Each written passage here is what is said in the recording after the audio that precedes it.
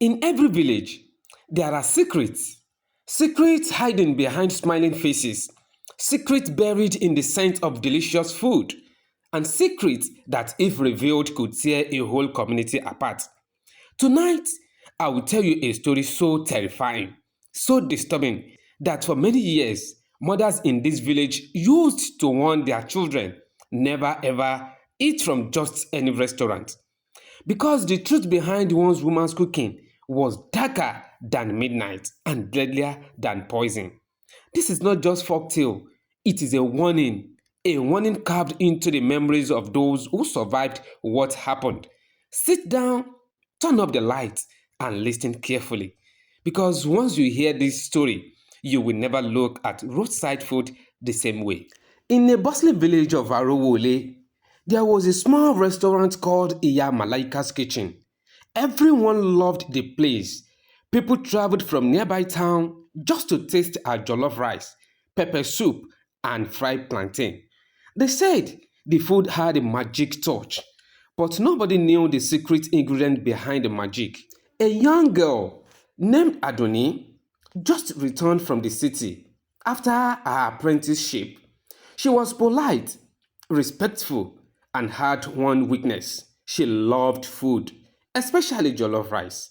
Her mother constantly warned her, Adunni, stop eating from random food seller. Cook at home. But Adunni never listened.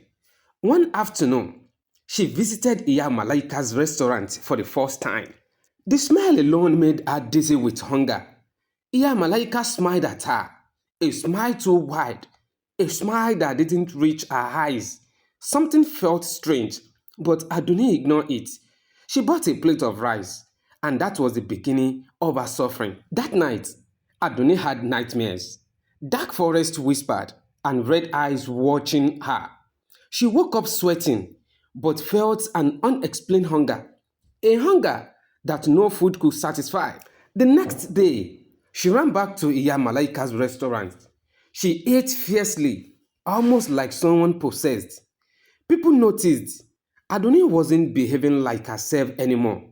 She stopped greeting elders, stayed awake at night, staring at window, and sometimes whispered strange things in her sleep.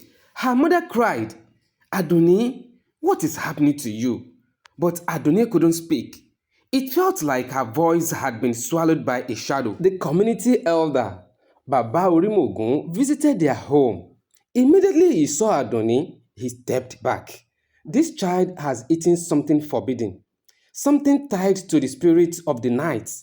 Her mother fell to the ground in fear. Baba Orimogun revealed that Iya Malaika was once accused of witchcraft many years ago, but she disappeared and returned with unexplained wealth. He warned, no one eats her food and remained the same. Around midnight, Adunni suddenly stood up from her bed. Her eyes were glowing. Her voice was not her own. She walked out of the house, heading straight to Iya Malaika's restaurant.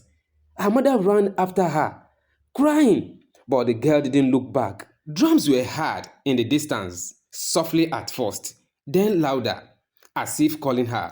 When Adonai reached the restaurant, the door opened by itself. Inside, large pots of food were boiling, but the steam rising from the pots wasn't normal. It formed shapes, faces, hands stretching outward. Mama Malaika stood inside, chanting. Her eyes rolled back, a bowl of dark liquid in her hand. Suddenly, the faces in the steam screamed. These were not ordinary pots. Each one contained souls, souls of previous victims, people who ate her food and whose spirits had been trapped to enrich her cooking. Iya Malaika turned to Adunni. Welcome, my new daughter.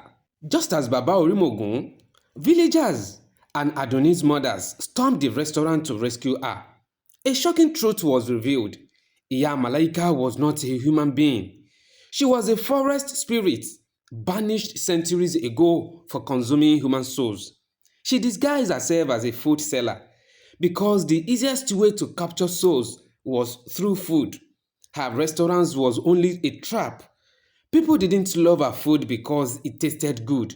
They loved it because it enchanted them. That is why Adunni kept going back. Baba Orimogun lifted his staff and began chanting. Iya Malaika screamed, transforming into her true monstrous form. The pot started shaking, faces crying for freedom. With a final strike, Baba Orimogun shattered the biggest pot, releasing all the trapped souls. Iya Malaika shrieked and disappeared into black smoke, never to seen again. Adunni collapsed, but woke up the next morning free. From that day, she never ate outside again. The village rebuilt the restaurant into a warning post, and mothers still tell their children today, this is why you must never eat from just any restaurant. You don't know whose food is cooked with hands and whose food is cooked with soul. Before you leave tonight, I want you to think about this. How many times have you eaten from a place without asking questions? How many times have you trusted a smiling face or a nice aroma, not knowing what was hidden behind it? Stories like these are not just for entertainment, they are warnings passed down from our ancestors to protect us. So, if this story touched you, if it opened your eyes or made your heart beat just a little faster, kindly hit the like button, subscribe to the channel, and turn on your notification bell because the next story we are preparing is even darker, even deeper, and filled with secrets this village has never spoken about openly. And I want you to be there when it drops. But before you go, tell me in the comment section, will you still eat outside after hearing this story? Yes or no? And why? Your answer may help someone else stay safe. Until the next time, stay wise, stay alert, and remember, not all food is just food. Some plates carry secrets. Good night.